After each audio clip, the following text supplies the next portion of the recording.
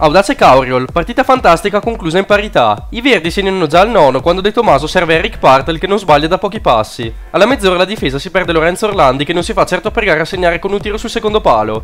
Poco prima dell'intervallo Siev stende Orlandi dal dischetto e segna Battisti. Nella ripresa si alza il vento ma la partita continua a entusiasmare. Al 70° pareggia su rigore rizzato dopo il fallo su Samuel Partel, ma 10 minuti dopo Riccardo Martinelli segna il vantaggio per l'Audace. All'87° Samuel Partel riesce a trovare un guizzo a pareggiare. Termina 3-3. Montipalli di Valsugana. Vittoria meritata per la Montipalli di su Valsugana in calo dopo le ultime 3 vittorie. Nella prima mezz'ora non ci sono grosse emozioni, ma al 30° Fesca la mette in mezzo. Matteotti manca clamorosamente il pallone e Vadagnini segna da 2 passi. Passano 10 minuti che Fesca raccoglie l'assist di Vadagnini in sacca a porta vuota. Nelle riprese gialloverdi si scuotono e riescono a creare diversi pericoli, trovando il gol al 67° con la splendida punizione di Valentino Pasquazzo.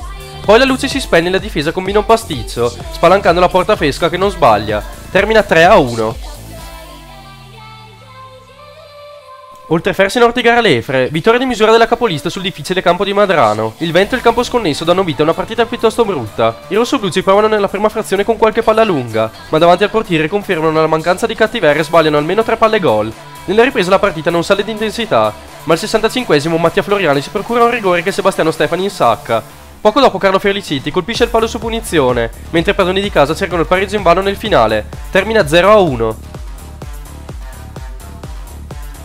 Primiero Ischia, vittoria importante per i gialloneri che salgono al 4° posto, accorciando anche sui playoff. L'Ischia approccia bene la partita e costringe il Primiero ad abbassarsi nella propria metà campo. All'11° su incursione centrale degli ospiti, Cieco entra male e commette fallo da rigore. Dal dischetto Polenta spiazza Zanona. Il Primiero prova a reagire ma manca un'occasione importante con Ropele. Nella ripresa padroni di casa provano a fare la partita e mancano 2 occasioni, ma si scoprono troppo e vengono salvati da Zanona. Il Primiero perde lo scontro diretto, finisce 0-1.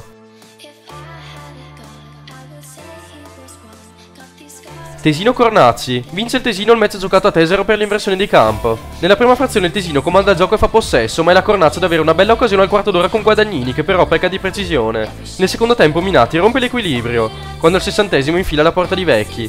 Al 74° il subentrato Edoardo Fattore trova il gol con un bel diagonale. Passano 3 minuti, Carpella accorcia le distanze con un gran gol che non lascia scampo a Muraro. Sale al 5° posto il Tesino, finisce 2-1.